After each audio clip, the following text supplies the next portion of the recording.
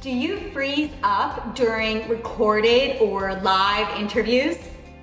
Do you have an MBA or Master's interview coming up, and are you worried you won't sound confident or natural on camera? If so, you're not alone. Today, I will share 3 powerful secrets to help you communicate confidently, reduce camera anxiety, and deliver answers that leave a lasting impression. Hi, I'm Caitlin Anderson, graduate admissions consultant and Oxford MBA, who has helped hundreds of students get interviews and offers to all the top business schools in the world, including Harvard, Stanford, Oxford, MIT, and Yale, and win over $1 million in scholarships. Secret number 1 is to shift your mindset from performing well to connecting. Most applicants will focus on performing well, hitting the right answers, but that tends to produce more robotic and disconnected responses. Instead, think about connecting. Treat the camera lens like a person you genuinely want to share your story with. So before you begin the interview or you begin recording, imagine that the lens or the screen where you're going to be looking for your interview is a supportive friend. Take a deep breath, smile, and speak as if you are really excited to tell your story.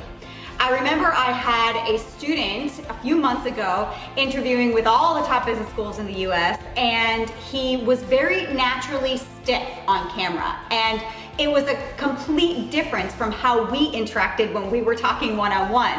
So I told him, look, the way that you interact with me, you should interact with your interviewer. It's a friendly, professional vibe. So we worked on getting him to smile and relax his body language a little bit more, and it really made a difference in his final interviewing quality. And he ended up with offers to all his top schools with excellent scholarships. Secret number 2 is to master your body language and your presence. On camera and in person, your body language and your tone are gonna say so much more than what your words will say. So slouching or not maintaining eye contact or fidgeting a lot will all send a signal of nervousness. I am a former professional international Latin dance competitor where I communicated only with body language. So this training goes back to that. I'm going to show you how you want to communicate with your body language. You want to first start by raising your chest and dropping your shoulders. So when I tell people to raise their chest, sometimes their shoulders come up like this. So you want to drop the shoulders but keep the chest high. Now you want to raise your arms like this, turn slightly to the right, and then drop them down onto the table or onto your lap. Now lean slightly forward, and this is the posture you want to have in your MBA or Master's interview. You look confident, relaxed, and professional. Now, a tip for you is you want to look directly into the camera lens or in the center of your screen.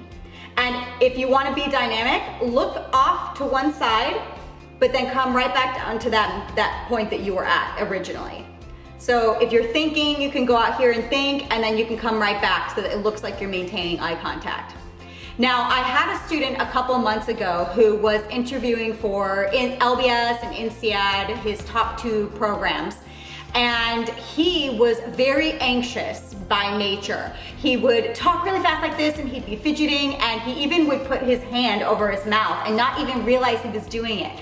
So I told him, look, we can't have any barrier physically in between us and our interviewer, so you cannot put your hand anywhere near your face. It needs to stay down. Now you can use your hands like this to gesture and to talk, but you cannot put it up by your face. And I said, you need to practice slowing down your words, and when you need to think, allow the break, allow the pause. It's completely fine. It's better than filling it with or racing really fast so that you don't forget what you were saying. And And he did. He did a much better job and ended up getting offers to London Business School with a scholarship and INSEAD with a scholarship and LSE actually. So it ended up very well for him. Secret number 3 is to practice with realistic conditions. If you begin practicing your responses while you're lounging on the couch, you won't be prepared for the actual interview. You have to simulate those real conditions by setting up your camera and dressing up professionally and sitting at your computer and speaking out loud. If you are preparing for a recorded interview like the Cura Talent Assessment, then you should also get a timer and make sure that you can respond within the time constraints.